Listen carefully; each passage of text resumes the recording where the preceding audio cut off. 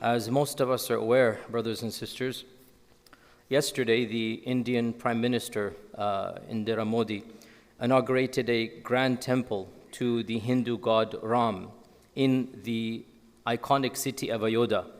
And this inauguration was planned for many decades, and it was a very lavish ceremony.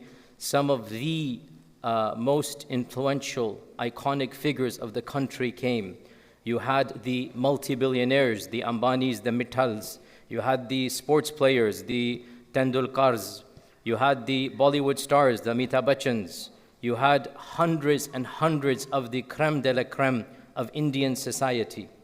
And this grand consecration was broadcast live across the country, frankly across the globe, and it featured the top-notch elite of India. And Mr. Modi gave a speech in which he stated that this wasn't just the inauguration of a temple, rather he heralded a new era for India. And he proclaimed a victory for the god Ram. And he said that this temple was a manifestation of the untidying of the knots of history, untangling a jumbled past. He's now made it straight. And he marked the beginning of a new dawn for India. He said 1,000 years from now, today's date will be considered a historic date. Now, if we didn't look at the context, if we eliminated the context and the history, without a doubt, the average person would find the speech very inspirational. But when you take into account the reality of what occurred, and you take into account the symbolism of what is taking place, and also, by the way, how he dressed and the colors, the saffron colored, surrounded by the Brahman, Pandits and Gurus, and the entire ambience of Hinduism. If you understand the symbolism of what exactly took place, rather than feeling inspired, if we didn't have the fear of Allah in our hearts, it would strike terror into our hearts. And so today, inshallah ta'ala, the goal is to unpack what exactly is happening. And of course, as usual, only one lecture can do so much. So I'm going to summarize 3 separate aspects. First and foremost, the history of that temple and what happened.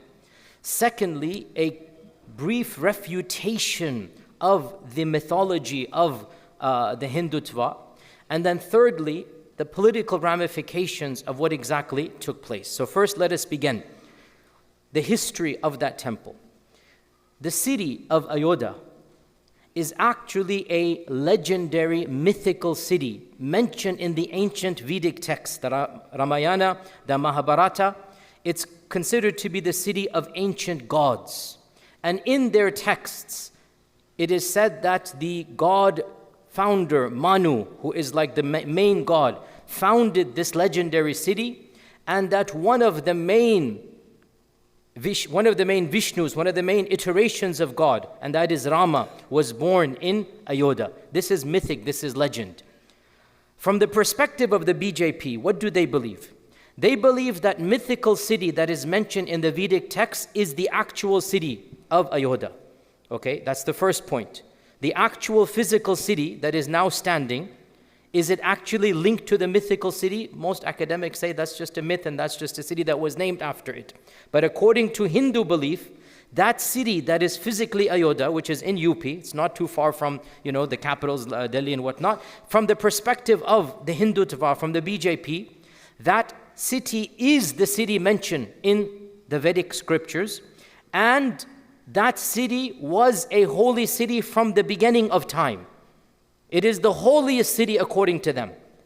And that city had in it a temple dedicated to the god Rama.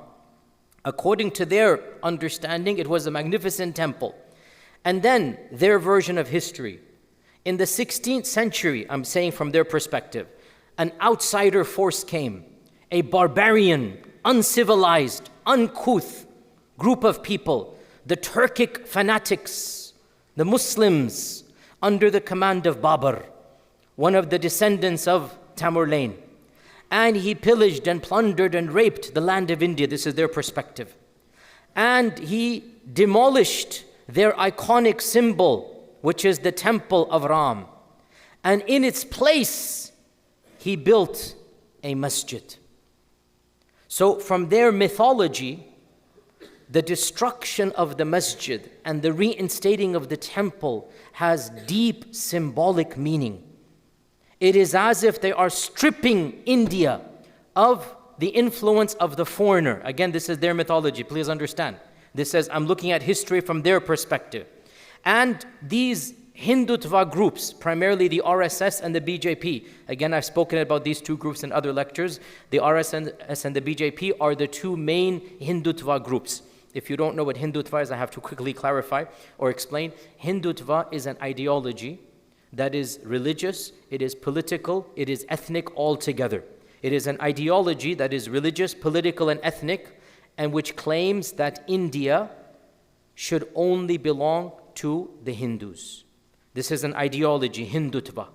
And there are a number of political organizations that are affiliated with the Hindutva. It used to be RSS was number one. RSS went its up and down. The BJP came recently, and now the BJP is now the dominant party that is manifesting Hindutva.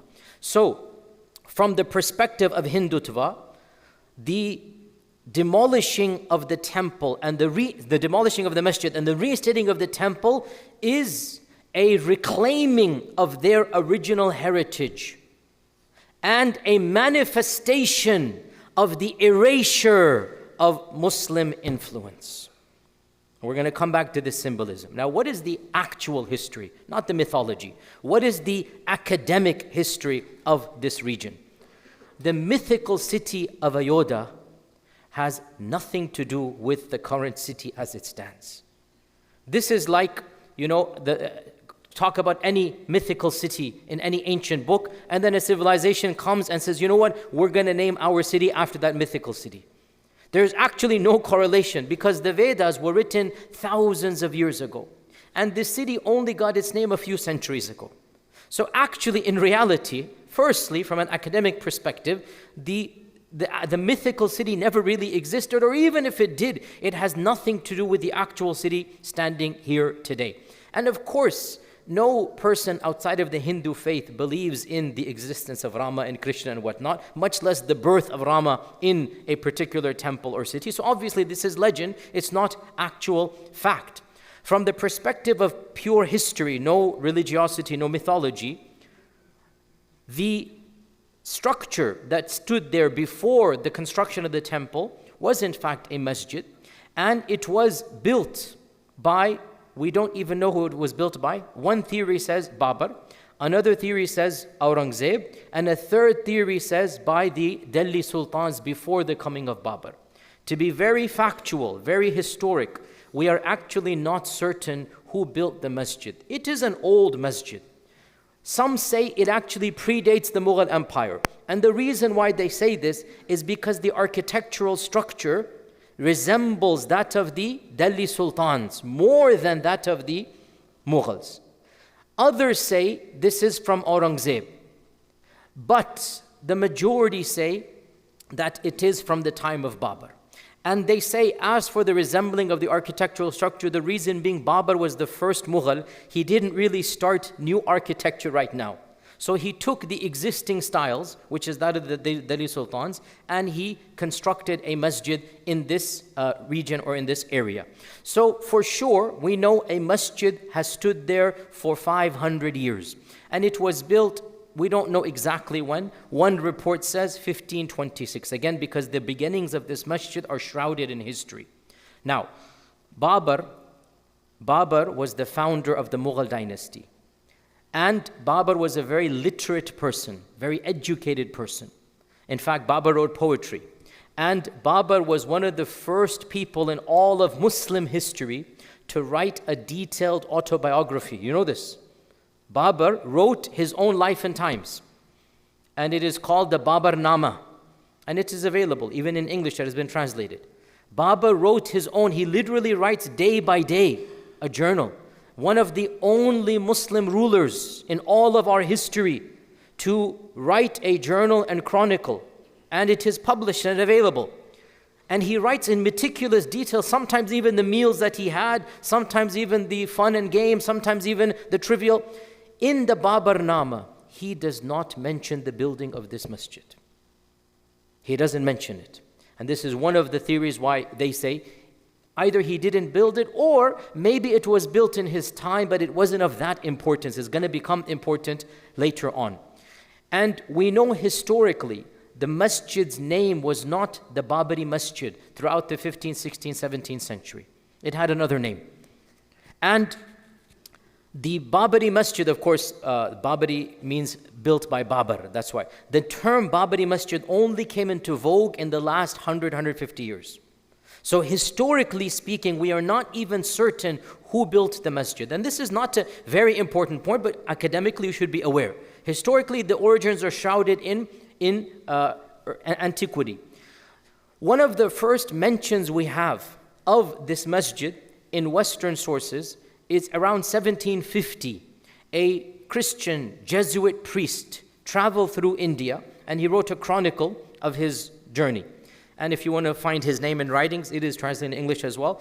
His name is Joseph Tiefenthaler. Joseph Tiefenthaler. So this Jesuit priest went through Ayodhya, and he mentions, listen to this, the existence of a large masjid, which some say was built by Aurangzeb, he says this, and some say was built by Babar. So he himself, writing in 1750, saying, this is a beautiful, nice masjid. Some say Aurangzeb built it, some say Babar built it, and he describes the masjid. There's three domes on it. You'll be able to see color pictures of the masjid because it was demolished in 1992. So we have color pictures. So he describes the three domes. He describes some of the beauty inside. He describes one of the unique things that the Delhi Sultanate and also the Mughal Empire was known for. And that is, all the Indian Pakistanis know this. If you go to one of the ancient Mughal and Delhi Sultanate structures and masjids, they have acoustics down to an unbelievable science. How many have visited the Masjid in Lahore? That famous masjid in Lahore. You know when you give a whisper in one side, right? The Bachahi Masjid. When you give a whisper in one side, you can hear it from the other side. By the way, I swear to you, this is so mind-boggling. I mean, I had heard this, I said, come on, it can't be true. 2 years ago, when I visited for the first time as an adult, I went as a child before, I went as an adult, and I tested it myself. You know, my wife was on the other side of the masjid, I told her to whisper in the corner there. And I stood there, and I could hear crystal clear. Still, how they did this, I have no clue. Even the clock ticking, you hear it. Yes, you can hear the clock ticking. So this Jesuit priest describes this phenomenon inside the masjid, that when somebody speaks at a certain place, they're able to project the acoustics to the whole masjid. So he's marveling, I've never seen this in my life. He's chronicling this. So what is important for us? Back to our story here. I have to keep tangents to a minimum because there's so much to say and time is limited. The Jesuit priest writes, outside of the masjid, there is a raised platform that the local Hindus venerate because they think their god Rama was born there. This is a key historic fact that from 1750, there are two places separate from one another, but in visual distance. No riots, no animosity, no fighting. Here's the masjid, and there is a small temple. This is the masjid, beautiful. This is the temple the Hindus are venerating and thinking that Rama was born there.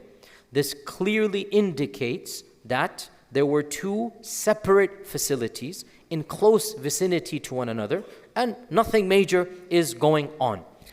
The first person to claim that the masjid was built on a temple, the first person to claim this was a British civil servant by the name of Montgomery Martin. Montgomery Martin in the 1830s. He was the first person to lay this seed in the minds of the people. Why he did so, we're going to come back later on.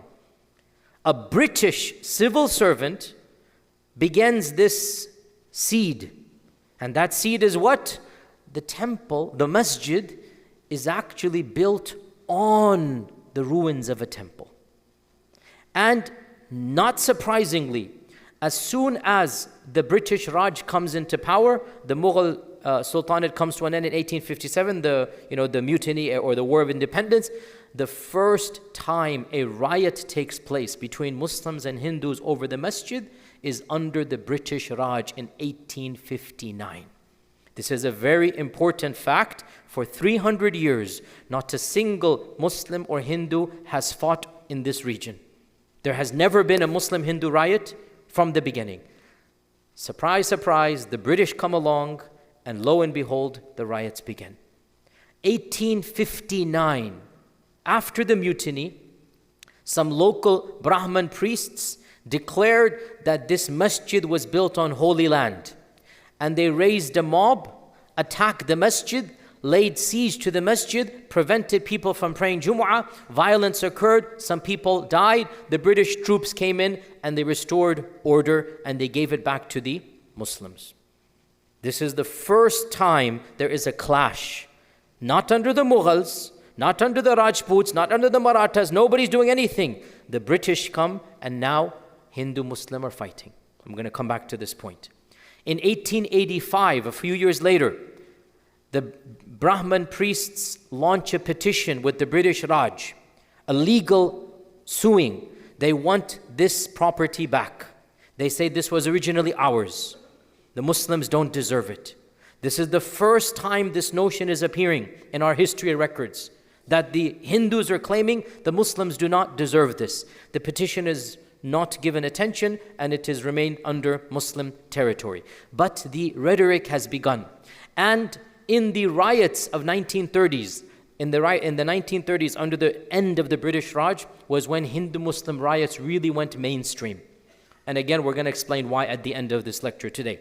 In 1930s, again, Ayodhya became a part of the Hindu-Muslim riots. And mobs broke out. Multiple people lost their lives fighting for the right to enter the masjid. The Hindus were fighting for the right to build their temple on the masjid. The Muslims are fighting back. And once again, under British rule, the masjid is handed back to the Muslims. Over and over again, the British get involved and hand it back to the Muslims.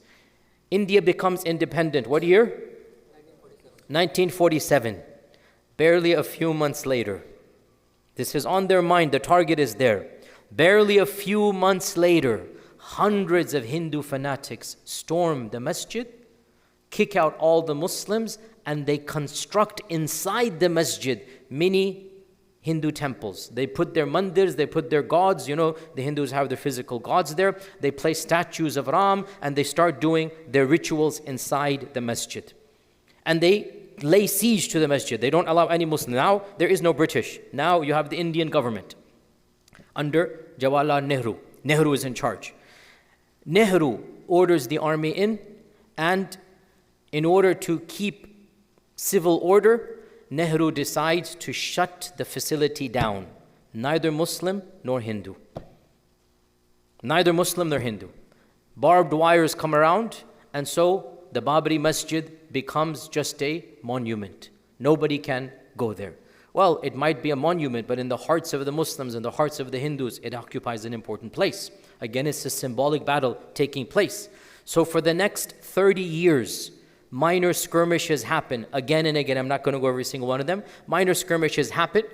And then in the year 1987, one of the most popular Indian television series is produced. In fact, according to statistics, it is said this television series is the most watched television series in the planet. No other television series in any country has been watched by more people than this series.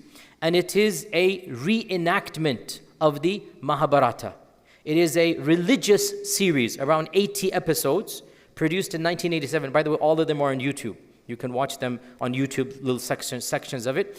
And this television series is about the god Ram. And it mentions Ayodhya and the birth of Rama in this temple. This, by the way, this television series, it is said that when it used to be broadcast, India would shut down.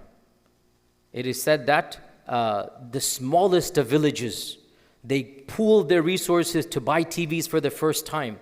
And everybody in the village would just come Sunday afternoon, whatever it was, and it was just a weekly routine for the whole country. Almost 1 billion people would watch this TV series, like India would shut down. And of course, it is pure propaganda. By the way, this television series had a lot to do with the popularization of RSS and the BJP. You have to understand the power of media, O Muslims. The power of media. Not comparing the two, but when we watch something like Ertugrul, how do we feel? I'm not comparing the two, but there's a positive side, right? That it brings some sense of whatnot. Well, what if it's blatant propaganda like this series? It's the Mahabharata, the whole epic of the gods and what the gods did. And the mythology of Hinduism portrayed for the first time in television. So this series, believe it or not, instigated riots in Ayodhya. Understandably, the sentiment is being raised up. And this is when the RSS, which is the precursor of the BJP, the RSS jumps in and they make the Babri Masjid an iconic battleground. This was when RSS decided this is going to be our main focus. And it was only just a few years where the RSS leaders, their names are well known, some of them were MPs in government at the time, they instigated thousands of people in mobs to storm the barbed wire and to physically demolish the masjid with axes and rocks and stones, with their bare hands. Like, the level of fanaticism is terrifying. They literally stormed the facility and they demolished this 550-year-old masjid in a matter of a day or two with their bare hands and whatever they could find at home. And obviously, when they demolished the masjid, the Muslims tried to defend. Massacres ensued. One of the first of the many massacres that have taken place in that country was over the Babri Masjid in 1992. 87, 88 was the television series. It took a while for the fomenting, multiple attempts. 1991, they attempted. 1992 was the successful one. 1992, they stormed Babri Masjid. The Muslims tried to defend because it's iconic. It's a matter of izzah and pride. It's a matter of heritage. And not just the Muslims who defended, hundreds of people around the city, riots across the country. Over 3,500 Muslims lost their lives because of the Babri Masjid issue. Not because they're defending, it's a few hundred are defending. It's the communal riots that happen and the fervor that comes. I'm going to kill every Muslim out there. And across the country, including in Delhi itself, which is the capital, because of Babri Masjid, riots take place in Delhi, and Hindus and Muslims are fighting on the streets, and Muslims are killed because of what's happening in Babri Masjid. Obviously, the government has to get involved, and so the government once again shuts down the land, and court cases are launched by multiple groups. Multiple groups sue the government to take control of the land. To make a long story short, the regional government, the Allahabad government, which is like the federal or the state level, they tried to placate all the parties. And so in 2010, they gave the verdict: we will divide the land into 3 parts. 1 part for the Muslims, and 1 part for one sect of Hinduism, and 1 part for another sect of Hinduism. So 2/3 to Hindus and 1/3 to the Muslims. Who's going to be happy? No one. No one was happy at this verdict. Neither the Hindus nor the Muslims. And so a counter appeal was launched. This counter appeal went all the way to India's Supreme Court. Supreme Court of India had to get involved in this issue. And one of the things that they did was they decided to do an archaeological survey. Let us find out, is there a mandir, is there a temple under this or not? Long story short, this survey is highly contested and politicized. Can you imagine in this environment, you're going to get a real researcher? It's not going to happen. You understand? And what's a nice way of putting this?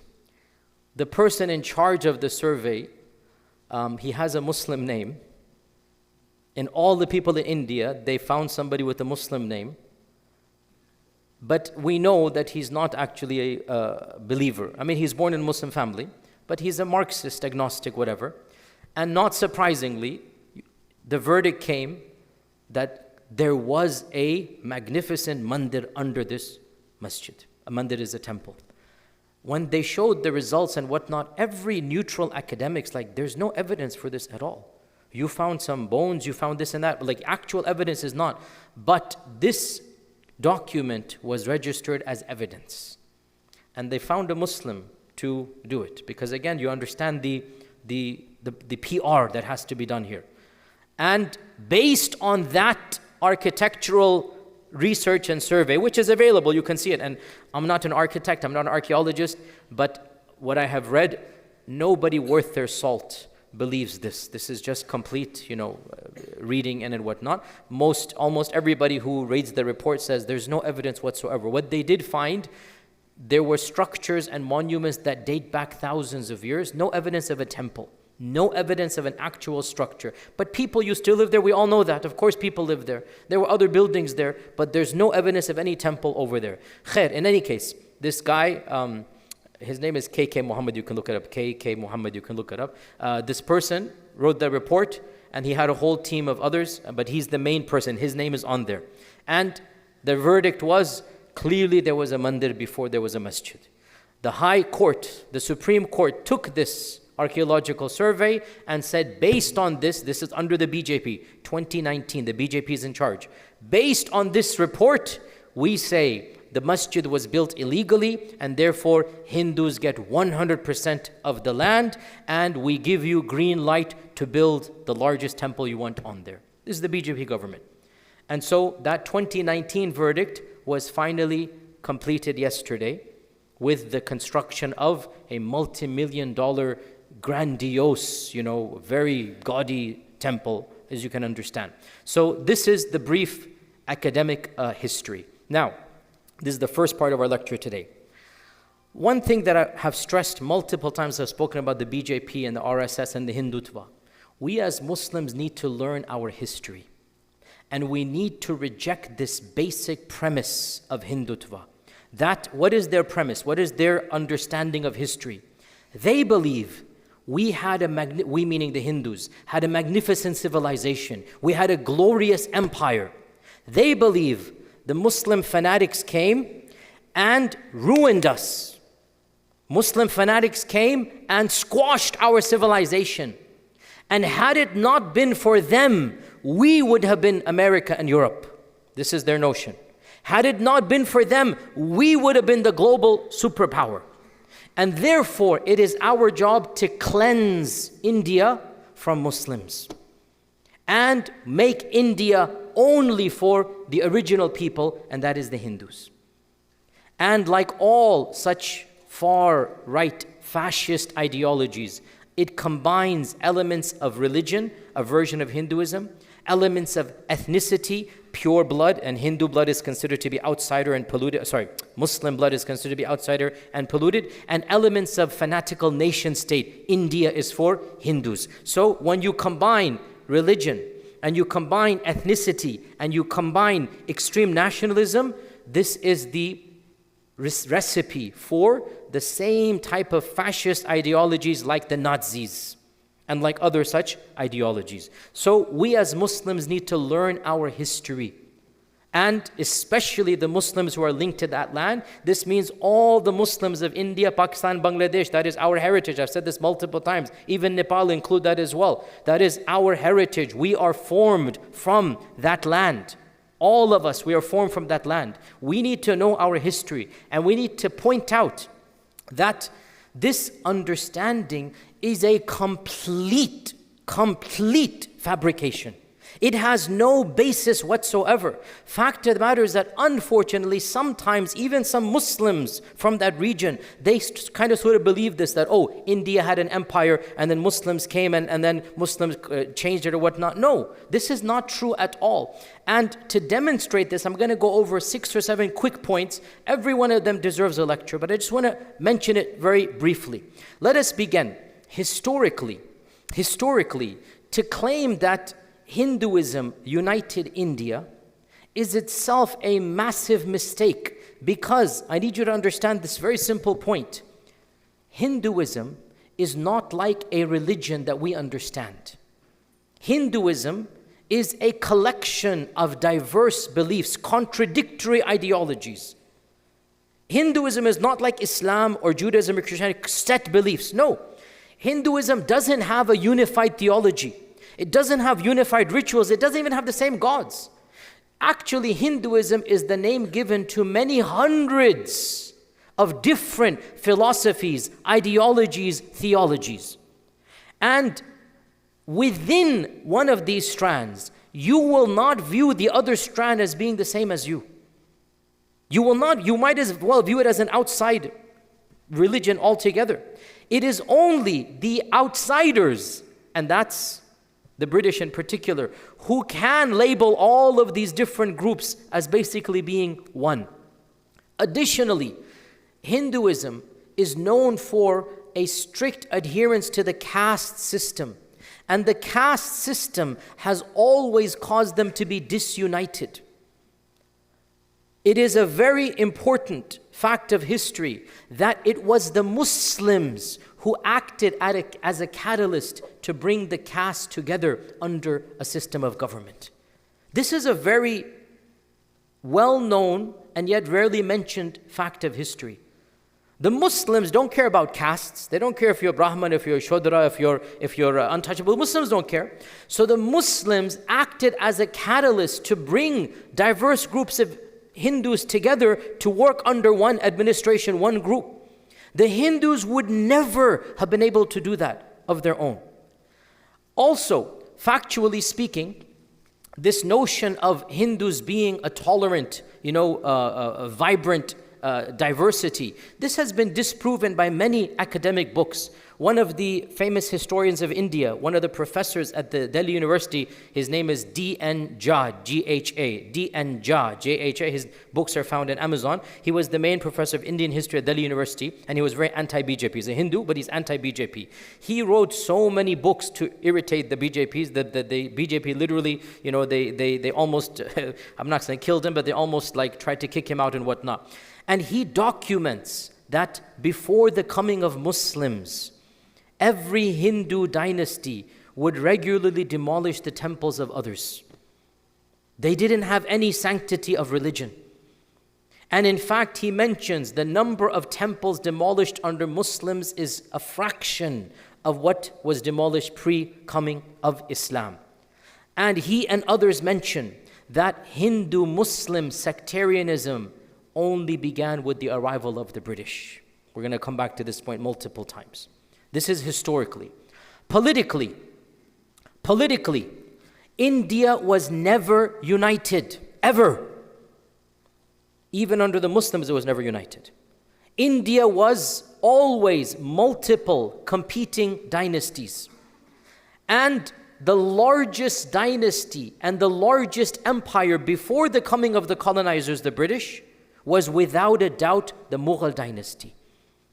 If India had any unity, it is because of the Mughals.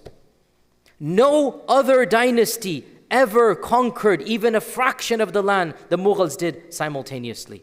And the Indian BJP loves to think about the classical ancient kings like Ashoka. Ashoka's dynasty in 250 CE was literally 1/6 the size of Aurangzeb's. Ashoka had nothing compared to Aurangzeb. So the very notion of a unified India does not exist. Hindutva is based on the premise that India belongs to Hindus. There was no India before colonization, and there was no Hindus before colonization. The very premise falls apart. Do you understand this point? As I explained. There was no unified India. The concept of India as being one land is coming from the British. And the concept of Hinduism as being one theology is once again coming from the outsider. Also politically, the Muslims were never colonizers. The Muslims ruled as locals. They adopted the culture, they gave back to the culture.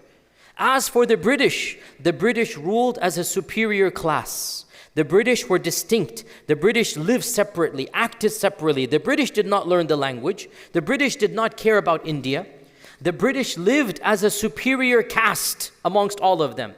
As for the Muslim dynasties, all of them, they lived with the people, like the people. And they took charge as they are a part of the people. And in fact, they defended India from external invaders. One of the iconic battles that every Muslim should mention in these types of discussions, when the Mongols invaded. You know, the Mongols sacked Baghdad, 1248. The Abbasi Khilafah came to an end. When they finished Baghdad, they turned their attention to India. And they attacked India. Who defended India against the Mongols? Alauddin Khilji. Alauddin Khilji, the Turkic, the Muslim. This is pre-Mughal. This is way before Babur. If you don't know your history, Babur comes, 1450, right? 1500. We're talking about Alauddin Khilji in the 1280s, 1290s. This is way before Babur. Khilji is from the Delhi Sultanate, way before them. He is the one of the few generals and leaders in human history who defeats the Mongols. Had it not been for Khilji, the Mongols would have taken India, and truly India would not have been India anymore. Hindus need to understand and appreciate, when the Muslims ruled, they ruled as if it is their land, and they defended as if it is their land. That's exactly what they did over here. And that's why in the War of Independence, 1857, when they rebelled against the British, when the Hindus needed an icon to fight behind, the Hindus and the Muslims chose Khan Bahadur Shah Zafar, the last Mughal emperor. The Hindus rallied the Mughal emperor, you be our leader against the British. They understood they were one against the Angrez, against the British. They understood this. And again, one point we're going to mention over and over again, this division of India into Hindu and Muslim hating one another, it is straight from the British playbook. How does the British play? Divide and conquer. How does the British rule over vast territories? Divide and conquer. And they manifested this tactic most apparently in India. And the sad reality, BJP is not coming from the Vedic scriptures. BJP is coming from British tactics. This is the sad reality. Hindutva is not coming from ancient Hinduism. Hindutva is coming from a seed planted by British imperialists. The notion that India was a great civilization and the Muslims pillaged and whatnot, this notion was first advocated by the British. And they did so. Why? Because the Muslims were the militarily powerful and the elite, but the Hindus were the majority. So you have to divide between them. You have to create hatred. You have to make it such that this majority does not look up to the Hindu elite to fight against us. So the British for 200 years kept on preaching this narrative. And what was the thamara, the fruit of this narrative? The RSS. And what is RSS thamara? BJP, literally. Literally there's an isnad. The BJP comes from RSS. The RSS comes straight out of these tactics. The Hindutva believes India was a magnificent superpower. Once again, we stop them. We say, excuse me. The Mughal Empire was a superpower. If you want to consider Hindustan to be a superpower, it wasn't the Rajputs, it wasn't the Marathas, it wasn't the Guptas, it was the Mughal Empire. When the British first set foot in India, India's GDP was 25% of the world's GDP. That is what you call a superpower. India was 1/4 of the world's economic power.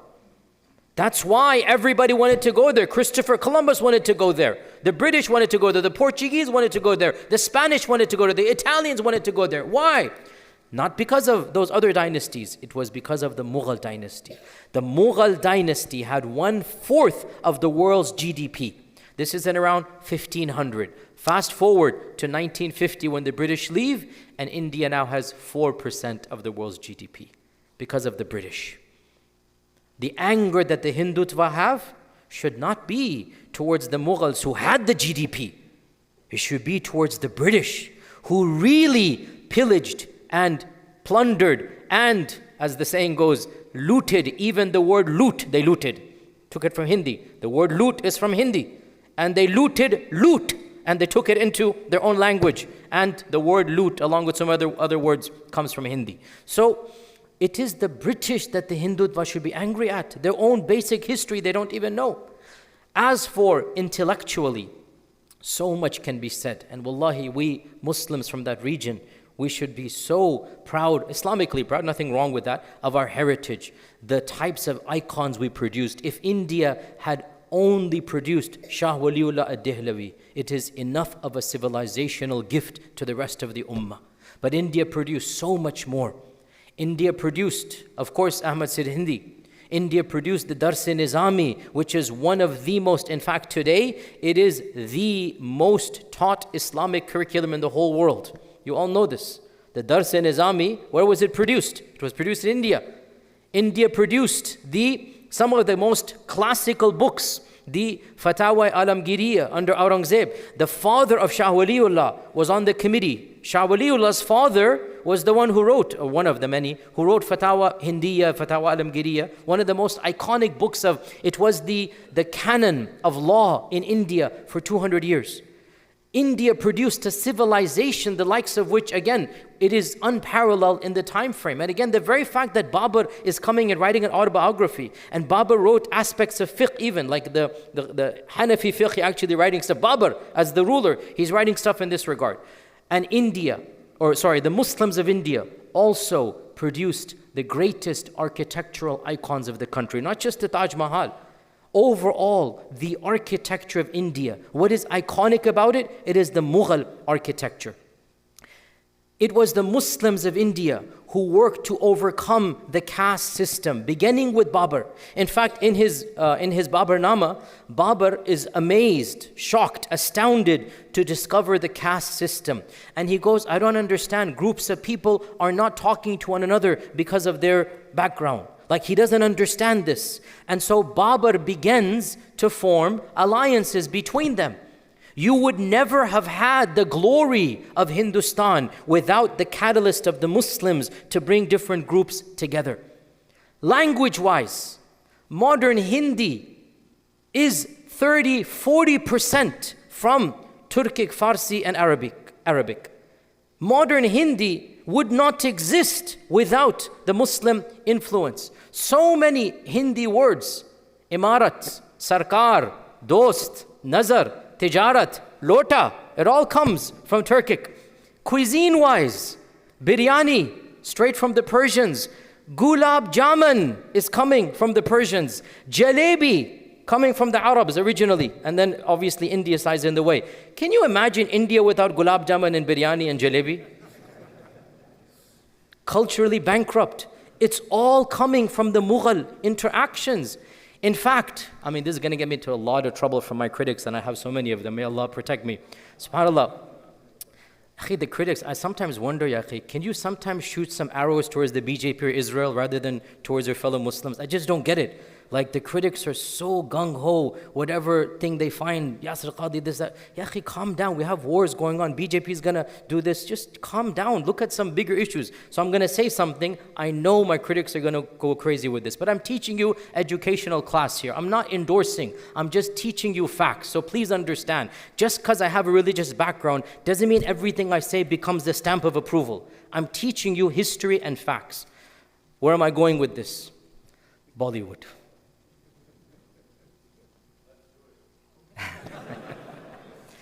This is going to get me into a lot of trouble. But you wouldn't have the Indian cinema without what?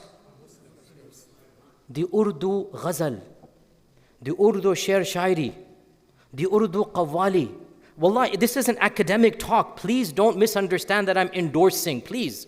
I'm being academic. I'm trying to explain Indian culture as we know it is intricately shaped by the Muslims. That's what I'm trying to say here. Please, my critics, understand. Don't just say kafir, bid'ah, shirk. Calm down, ya akhi, please.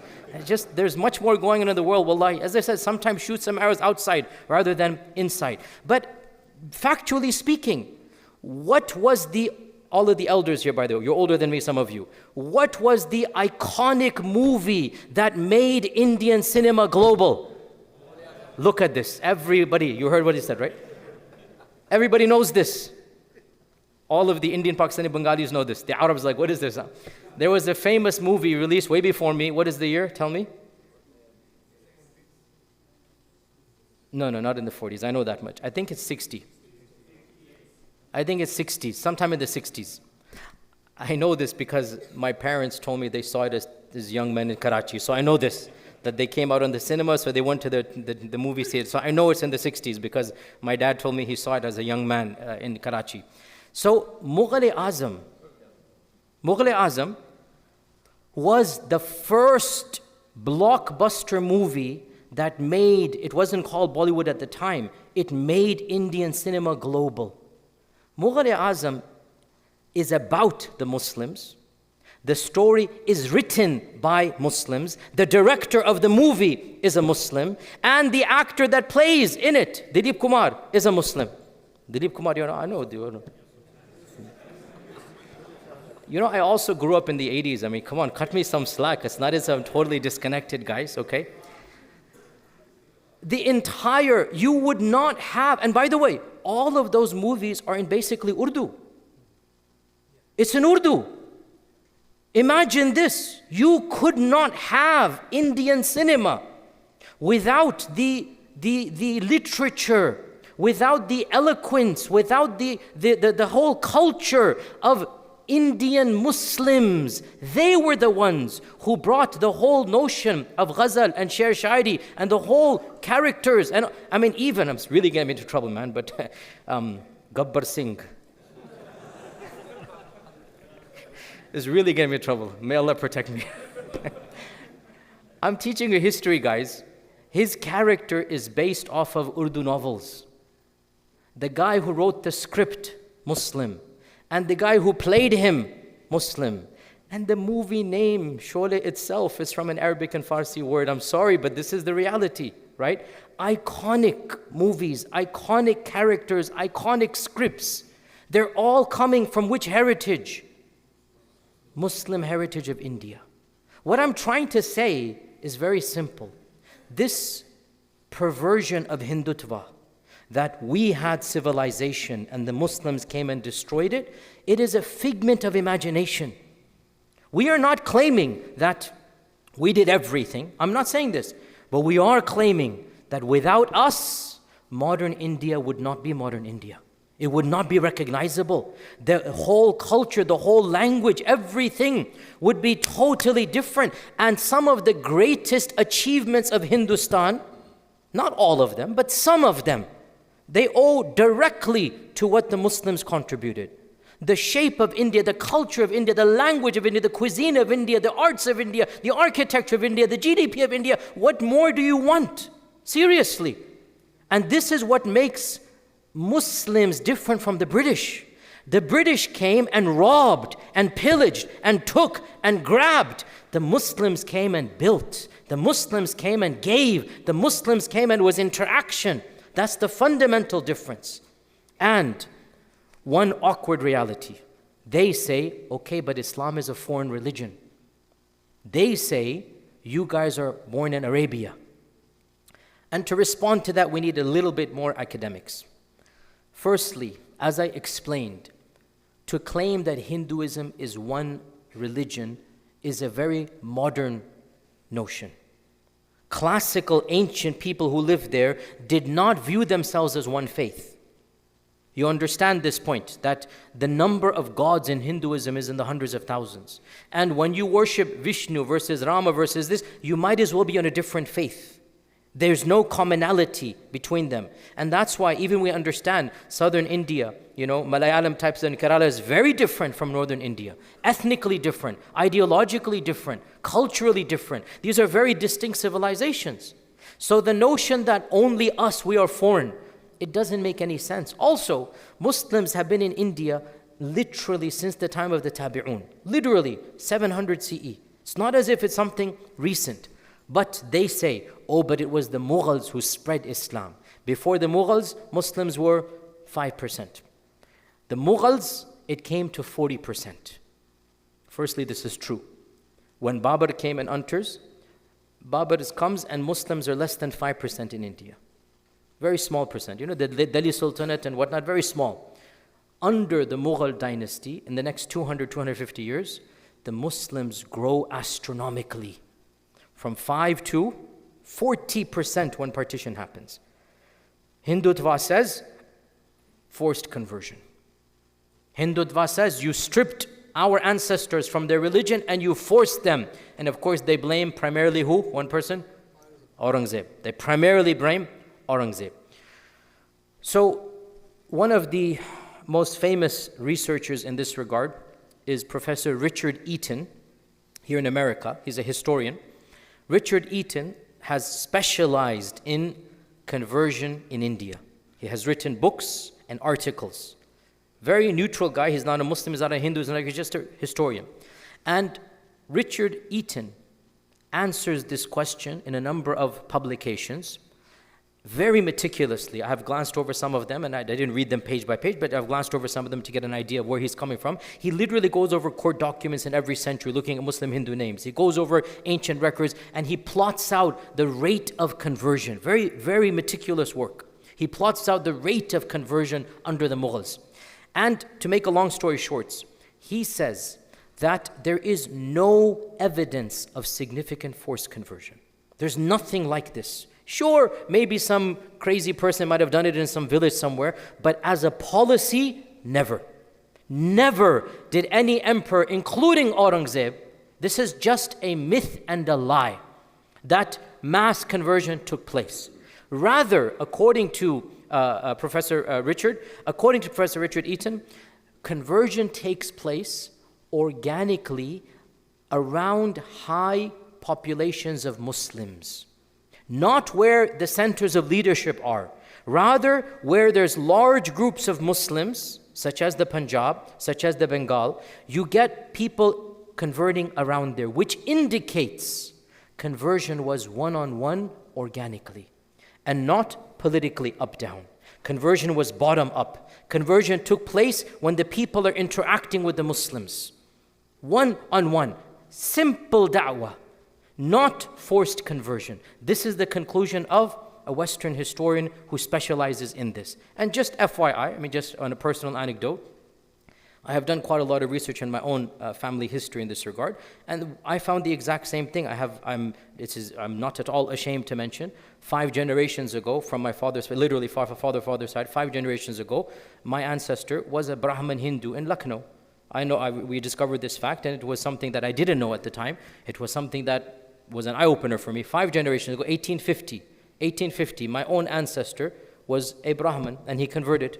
And we know exactly, I visited the village, I saw the house he lived in, I saw the masjid he built. And the story of conversion was exactly this. Anecdotally, that interacting with, a peer, a Sufi sheikh, interacting with a religious person, and he's impressed with the akhlaq, and he converts.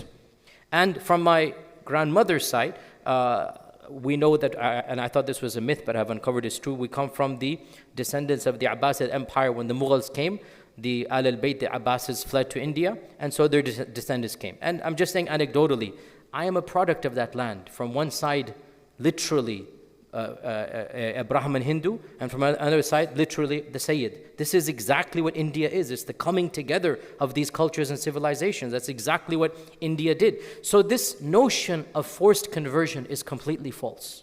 Rather, it is one-on-one interactions with the people. It is the beauty of Islam. Other academics say, one of the main causes of conversion was the Brahman arrogance against the lower caste. Don't blame Islam. The Brahman arrogance of not interacting, not touching, not this and that. And the lower castes feel, why should I be in a faith that's going to treat me this way when Muslims are all egalitarian? So rather than again blame us, look internally over there. So conversion in India was never forced. Had it been forced, it would not be only 40%. You want to see a forced conversion? You want to see a forced conversion? Look at the Philippines. The Philippines. What religion is the majority of Philippines? What type? Catholic. They are Pakka Catholic, hardcore Catholic. What is Catholicism? And they're very hard Catholic. What is Catholicism doing in the Philippines? On the other side of the world. 85% of the country, Catholic. How did that happen? The Spanish. That's what you call forced conversion.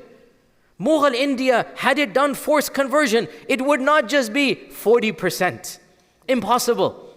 Impossible. So no, there is no forced conversion here. Bottom line, before I get to the final part, then we conclude. Bottom line, the Hindutva notion of history is absolutely mythology. It doesn't have an iota of facts to it. And never in the history of India was there an all-out Hindu versus Muslim war. Never, until the British came. Under every Mughal emperor, you had Hindus fighting. And under every Indian emperor outside of Mughals, the Rajputs, the Marathas, you had Muslims fighting. It was a political war. It was never an all-out Hindu versus Muslim. I'm not saying we're the same. Of course, we're not the same. But they understood that we're not going to fight each other and kill each other just because we have different faiths.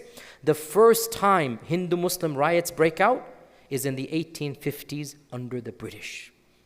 And why? Because the British started this tactic under Warren Hastings, if you know the name, and then especially the most evil of them, Lord Curzon. Lord Curzon in the 1880s. These people were downright evil. And they had an intentional tactic of divide and conquer.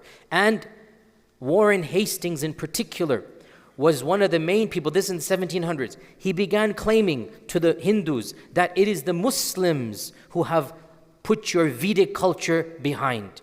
It is the Muslims you need to blame. Obviously, he's the British. What's he going to say? Don't blame us, blame them. So as the one in charge of the East India Trading Company, there was no Raj in his time, he's in charge of the East India Trading Company, Warren Hastings begins this plot, this ploy. We're not the ones you should blame, oh majority of Hindus. Those Muslims are the evil people.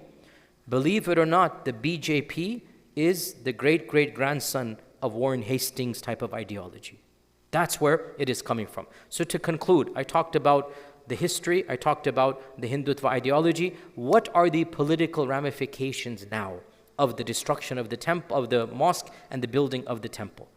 There is no question that this is a massive symbolic triumph of the false narrative of Hindutva.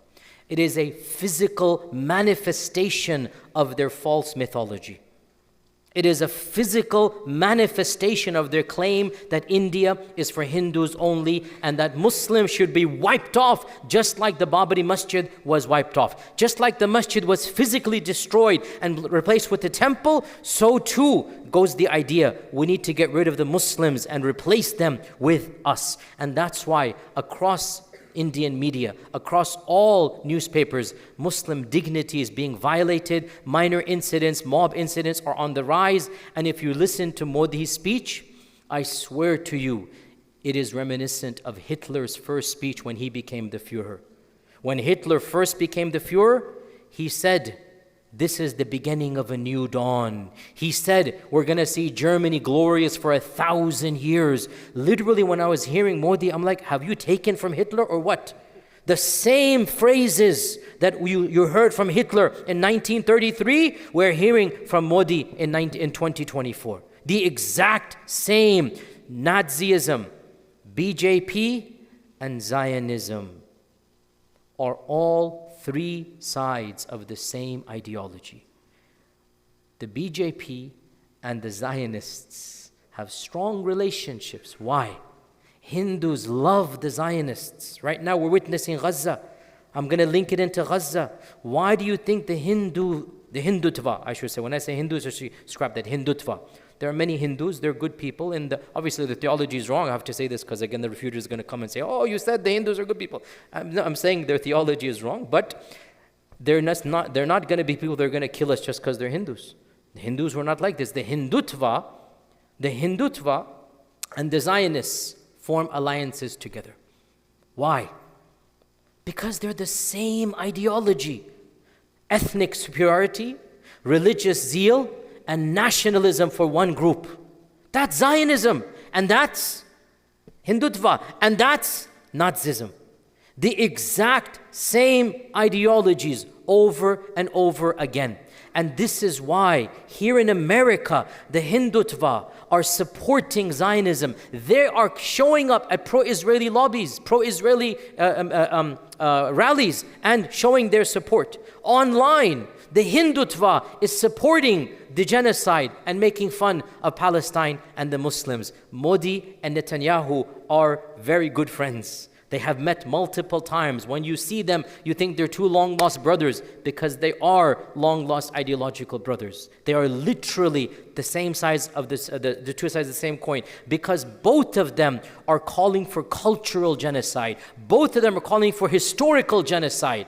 There were no Palestinians in Palestine, the Zionists say. There was no other people except us, the Hindus say. They want to erase the memory of Palestine. Even hummus becomes Israeli. It's not, like the ma'raka that takes place here. Same with the BJP, everything is us, not them. So they want to eliminate Palestinians. They want to eliminate Muslims. The same ideology. What happens when you want to eliminate the culture and history? You start eliminating the people. Israel is doing this. Israel has begun. What does this mean for the BJP then? What does it mean for the Muslims of India? I want to conclude by stating, I wish I could conclude on a positive note. But I have nothing positive to say historically or practically, only positive from Allah subhanahu wa ta'ala and Iman. But from the reality around us, it appears that the situation in India is going to go from very bad to much worse. This triumphant success, this is a success at the highest level. We couldn't have imagined a bigger cultural success for the Hindutva. And everybody is scared of speaking against him. Just like the Führer and Hitler. And those who do are marginalized, lose their jobs. It's only going to be a matter of time. They already get exiled. This is already happening. Hindus who speak against Hindutva have to flee for their lives to America and other places. Just like Nazi Germany. We are seeing the exact same reality in India. And it is terrifying for me and all of us. I still have family, extended, third, fourth cousins, but still I have family in that land. These are my people. In the end of the day, they're all of our peoples. And even if they weren't, they're our Muslim brothers and sisters. The future does not look bright, wallahi. So my advice, and I know some of them listen to this online, my advice to the Muslims of India first and foremost, return to Allah subhanahu wa ta'ala. You will need Allah's help. Secondly, unify amongst yourselves. O Muslims of India, now is not the time to be divided on any lines. Wallahi, this is one of our biggest problems. We see it now, even the pettiness of firaq, the pettiness of refutations. How foolish can you be? We have it in America. Imagine in India it's going on still. Oh, this is Barelvi, oh, this is Sufi, this is Salafi, this is Ahl Hadith. Come on. There's a time and a place, discuss it later on. Right now, you are one ummah. Right now, it doesn't matter when the Hindus come, they're not going to ask what your firqa is. They're not going to ask which madhab you follow. One ummah, one God, one Quran, one qibla. Come together for His sake.